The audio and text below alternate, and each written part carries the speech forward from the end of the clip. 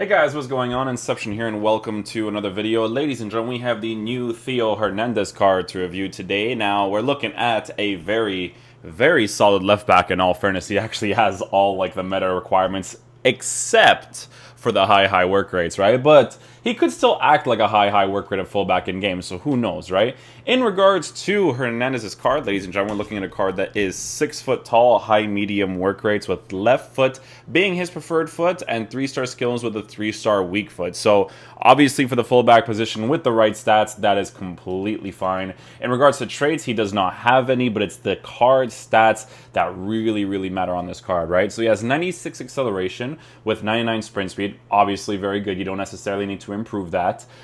His shooting stats are actually there, so you know, if you want to have him as an attacking oriented fullback, you could totally do that with a 99 shot power, 82 composure at 71 finishing. He's not going to be amazing at it, but you know, he'll be able to do it. That's the important thing, right? Passing stats are pretty much there as well. You do short passes more than you do long passes anyways, but long passes are always very nice. With long passes, you always find the angle to do it properly anyway, so it's not necessarily a big deal if the person doesn't have it in like the 80s or the 90s. It's just more of a beneficial thing if they do, right? It's just one of those things.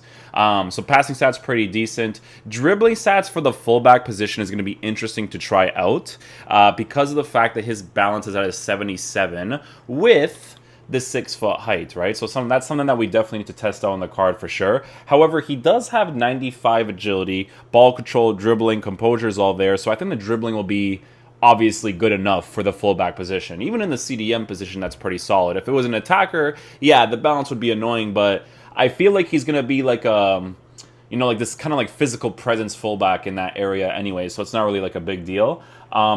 So yeah, the dribbling stats look perfectly fine. Defending for base card stats looks nice. The only thing that's off, and it's weird with defensive awareness because it's either they defend well or they don't, right? 78 defensive awareness is a very strange stat to have. So if you're going to improve anything, that's the one thing that you want to improve, right? Because it's a very strange thing to have because it kind of tells you that he's more attacking oriented than defensive oriented, but his attacking positioning is only at an 83, so it's a very strange thing to look at. Let's take a look at what people on Footbin actually decided to give this guy, because I'm not entirely too sure. Guardian would make sense, yeah.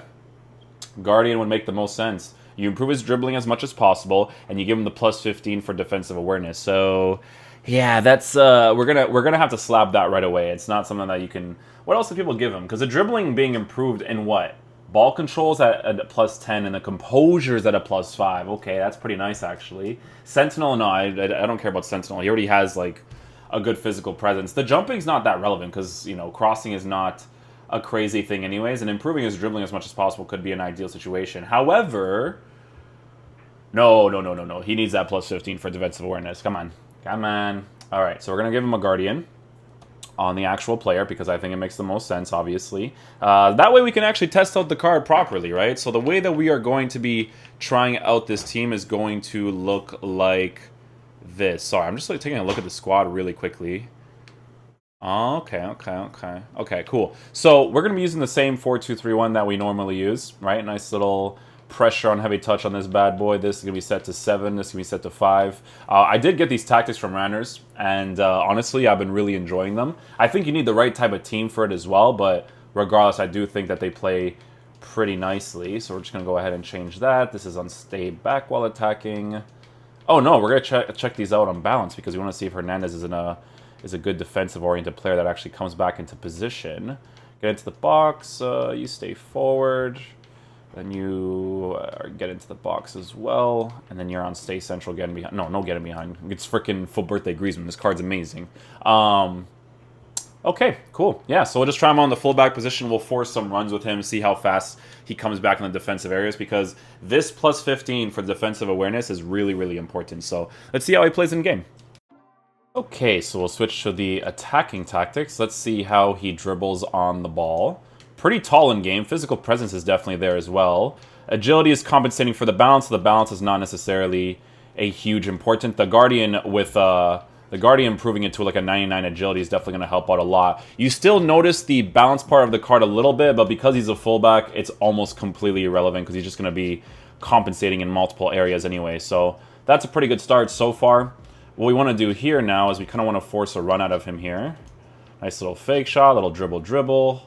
Okay, cool. We're going to lose the ball right here. If he actually gets the ball off me, because I don't blame him, because it's super hard to get the ball off people. And we can't even test it out properly, because I don't understand how it's like so difficult to get the ball off of someone when they're just standing still, you know? To this day, it's still one of the hardest things to do. Okay, so you want to push out the center back here, so we're kind of like playing like a 1-2-1.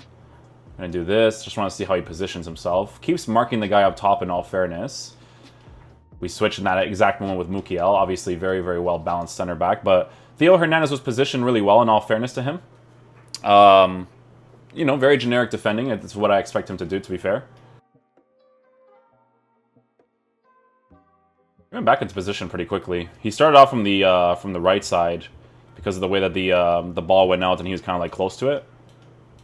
He went back into position pretty quickly there. I want to test out the one where like he's in the attacking areas, and I want to see how fast he actually runs back. Like I wonder if it's like a jogging part with him, or if it's like a actual run, you know? Okay, here's where I want to lose the ball. So take the ball off me. If he does, oh, he starts cutting inside actually. Interesting. Let's see what happens when I go over here. Okay, so he offers his support on the side here. Okay, so let's see what happens over here. Yeah, his positioning is pretty generic for the fullback position in regards to attack. I expect him to be around there. Now, unless I actually force the instruction of inverted out of him, like he's not really going to always go into the middle, you know what I'm saying? Like if you want your fullbacks to do that, you would switch the type of run that they would make, right?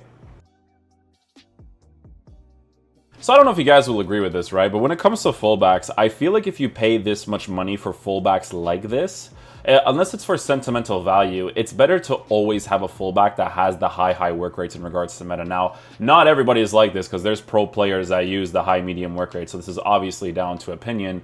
I just feel like it's the best course of action when it comes to these types of cards. Most people will use their fullbacks on stay back while attacking anyways, but just food for thought, I think, personally, like when it comes to like spending this much money on these types of cards. He does go back into position really quickly, just from like regular attacks when he's already back there, which is pretty solid. Obviously, he's I mean, he definitely feels like he's playing to that work rate of high medium. I kind of want to test him in this situation right here. Let me force a run out of him here. We'll lose the ball right here. Let's see how fast he goes back into position without me doing anything. So he's more of the type of dude that will run back if it comes down to like marking. He's not really like a run back type of player to get back into his position. He just plays off of a guy that's making a run, if that makes any sense, right? Which is okay, but I prefer the fullbacks to just run right back into position. Like Alex Tella's Team of the Season card does that, and it's something that I personally enjoy for sure. Let's see what he's like just running. His body type makes him feel slower. Yeah, his body type makes him feel slower in regards to chasing after the ball. But again, not necessarily a huge deal. It's kind of like I don't know. It's the physical stock type of set of left back. Like I use Alexandro, right? If I was going to use Alexandro for full meta, I wouldn't use him for full meta because of the body type that he has. It makes him less agile in regards to chasing after the ball, moving left and right really quickly, right? But then it also means that he's a more physical-oriented fullback. So it doesn't make him a bad player. He's just more physical-oriented. It just really depends on what type of fullback you want on your team. Like I would personally say I would rather have like a Ricardo Pereira type fullback, if that makes sense, because Ricardo Pereira is a little more agile, moves around the pitch a little quicker, right? And then he has that high work rates with a 4-star weak foot. It makes a difference for me, right? The thing about the Serie A, though, is that there's not, like, that many, like, really good left backs, in all fairness, so that's why he costs as much as he does in regards to the French links, the Serie A and whatnot. So it makes sense in regards to that. Like, I feel like that's what you're paying for the most with this card. I wouldn't necessarily say it's for quality, because he just feels like a good left back, but I think he is too much for, you know, what the full meta offers. Because I think Alex Telles is, like, 400k, and then this card is, like, 380 or something. Alex Telles obviously costs that much because he is a full meta card, high work rates. The only thing that card is missing is the weak foot, but can't have everything to be perfect, you know? Alright, so we're going to force this run right here. Good. Let's lose the ball right here. There you go. Okay. Now this is no second man press right here. I don't want to do anything. I mean, even in that situation right there, he wasn't really aggressively pushing back. I wonder if that's because of, like, base defensive awareness. I need to test out more. Hold on.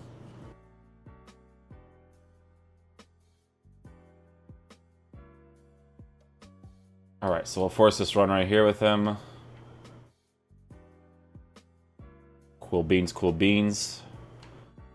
Yeah, his run, it feels limiting, you know? It feels limited because of the way that his body type is. Even the dribbling, like with the bounce part being low, not necessarily ideal. So if you use this card, you have to mostly use him as a stay back while attacking fullback, obviously. And again, the physical presence is not a bad thing. It's more just like, let me switch off him here, okay. You see how he starts marking the other guy and he doesn't aggressively run back? I hate that. I personally don't like that. Look at Mukiel, man. This guy's a freaking I love this card. I love this card. Now he's going right back into position quickly. You see how he's not super aggressive to come back, though? That's a combination of his defensive awareness probably being low as base card stats, because, I mean, the card always plays more similar to his base card stats than the improved chemistry style, right? But I don't like that he's not aggressive when he does push up, which, again, not really a problem, right? Because most people are going to be using him on stay back while attacking anyways, but it's just that thing where it's like, if you want him to attack, it could be a problem, right? Because when he's back there, I mean, his marking is generic, right? It's really good. It just seems like so far you'd pay for the links with this card, not because he's like a full meta card or anything like that, right? In my opinion. I want to test out the running still, because it could just be like specific scenarios, right? So let me just go over here. Lose the ball here. Okay, switch off of him instantly.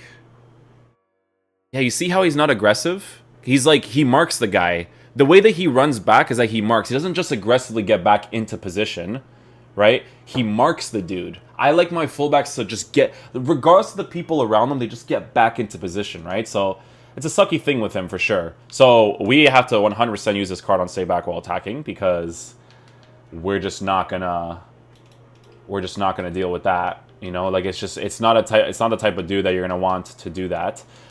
He does feel like defensive oriented, right? So it's because of his physical presence and whatnot. So we'll see what's up with that. If you guys remember, Theo Hernandez, you know, if you were making like a Serie A team or you wanted like a French fullback, a left back that was actually decent, I still think to this day he might be one of the only like really good ones, in all fairness. So it kind of makes sense. Like his price range makes sense for the links, for the league and stuff, you know.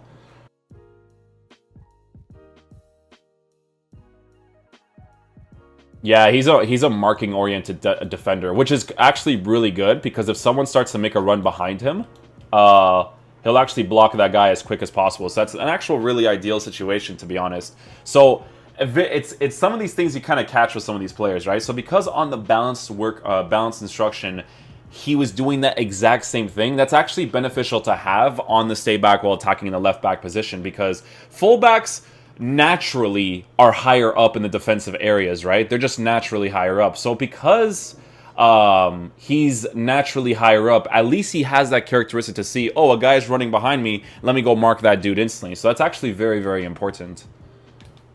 It actually makes the card, it actually brings up the value a lot, because that's a very huge thing to have, because fullbacks are just naturally higher. That's a characteristic in this game, to utilize fullback positions, because they just do that constantly, even if you have like the best fullbacks in the game.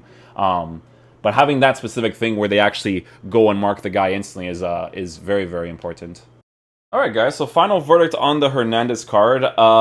If you strictly use this card on stay back while attacking as your fullback in the Serie A leagues, the French connection, whatever it is that you need, this card's actually going to be pretty solid, because of that one characteristic that he has where, you know how fullbacks like to push out of position, right? They like to be a little bit higher. If he's a little bit higher, his characteristic is to man mark instantly, right? So if he sees that people are attacking behind him, he actually runs back really quickly.